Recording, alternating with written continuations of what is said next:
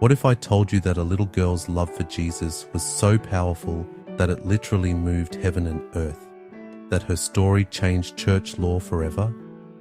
This is the incredible true story of Blessed Imelda, the girl who died of pure happiness.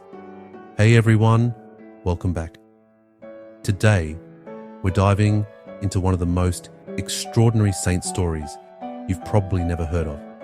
It's got everything: medieval Italy, miraculous events, and a love story between a young girl and Jesus that will absolutely blow your mind. Before we start, make sure to hit that subscribe button and ring the notification bell. Picture this: it's 1322 in Bologna, Italy. We're talking full medieval times here. No smartphones, no Netflix, just cobblestone streets and cathedral bells. Into this world comes a baby girl who would change everything. When Imelda Lambertini was born to a wealthy, noble family, the entire town celebrated. Her parents had been praying for a child for years, and when she finally arrived, her mother made a promise in their family chapel that would prove prophetic: "Help me make her a saint." Now here's where it gets interesting. When Imelda was just 5 years old, she had a conversation with her mother that would define her entire life. They were preparing food for the poor when little Imelda asked the question every parent dreads. Mama, why doesn't Jesus just give all the poor people food? But her mother's answer opened up a whole new world. She explained the miracle of the loaves and fishes, and then something even more incredible, that Jesus gives us himself as food in the Eucharist. Imagine being 5 years old and learning that Jesus literally becomes present in bread through the words of a priest. Imelda's response was immediate and intense. I want to eat the body of Jesus too. From that moment, this little girl became completely obsessed, and I mean that in the most beautiful way, with receiving Holy Communion. But here's the catch that makes this story so incredible. In medieval times, children couldn't receive their first communion until they were 14 years old. 14! Imelda was only 5 when she discovered her burning desire to receive Jesus in the Eucharist. Can you imagine? 9 years of waiting. 9 years of going to Mass every single day, watching everyone else receive communion while you just wait. At 9 years old, Imelda made a decision that seems crazy to us today, but was normal then. She entered a Dominican convent with the intention of being a nun. Her parents, recognizing her special calling, gave their only child to God. Life at Val di Pietra convent was a complete 180 from her privileged upbringing. No more fancy clothes, rich food, or comfortable bed. But Imelda thrived. She embraced every challenge, every lesson in humility, every opportunity to grow closer to God. The nuns watched her carefully, and what they saw amazed them. This wasn't just a spoiled, rich child playing dress-up. This was a soul on fire for God. But there was one source of constant heartbreak. Every single day at Mass, Imelda would watch the nuns receive communion while she remained in her pew. Every single day, the same silent plea: "Please, Jesus, come to me." The Mother Superior even approached the priest, basically saying, "Look, I know the rules, but this kid is different. Can we make an exception?" The answer was always no. And then came May 1333. Imelda was still only 11, but something was different. On the eve of the Feast of the Ascension, she felt it in her heart.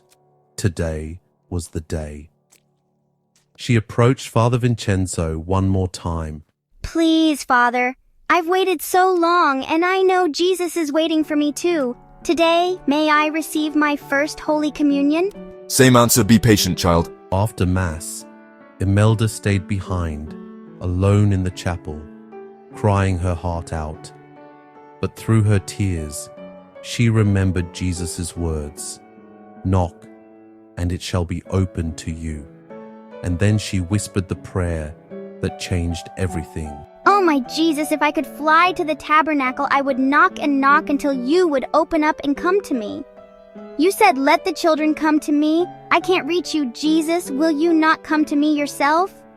What happened next will give you chills. One of the nuns heard a strange sound and turned around. The tabernacle doors flew open. Golden light flooded the entire chapel. And there, floating above Imelda's head, was the Eucharist itself, Jesus coming to her just as she had asked. The nun ran to get everyone. Father Vincenzo took one look and knew exactly what God was asking him to do. He reverently took the miraculous host and gave 11-year-old Imelda her first communion, not because the rules had changed, not because he decided to bend them, but because Jesus himself had made his will crystal clear. After her thanksgiving, everyone left Imelda alone with Jesus in her heart. Hours later, 2 sisters came to get her for supper. They found her still kneeling with the most beautiful smile on her face. But when they touched her shoulder, she collapsed. Imelda Lambertini had died of pure happiness. Jesus had come into her heart and then taken her home to be with him forever. But here's the incredible part. Imelda's story didn't end there. Her love, her persistence, her absolute faith that Jesus wanted to be close to children, it changed everything. In 1910, nearly 600 years later, Pope St. Pius X lowered the age for First Communion from 14 to around 7 years old. He also named Blessed Imelda the patron saint of all First Communicants. Every child who receives their First Communion today does so partly because of an 11-year-old girl who loved Jesus so much that she literally died of joy when she finally received him. So what can we learn from Blessed Imelda? Maybe it's about persistence in prayer. Maybe it's about trusting that God hears our deepest desires. Maybe it's about truly believing that Jesus is present in the Eucharist at every Catholic Mass and understanding what we are truly receiving. Or maybe it's simply about the power of loving Jesus with everything we've got.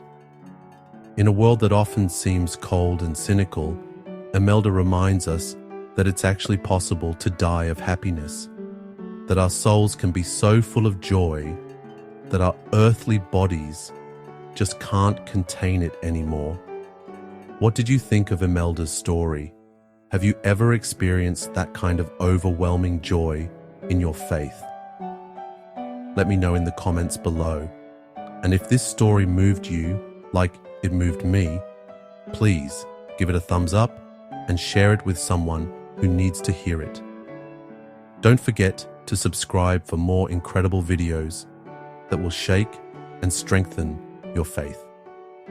Until then, may Blessed Imelda pray for all of us.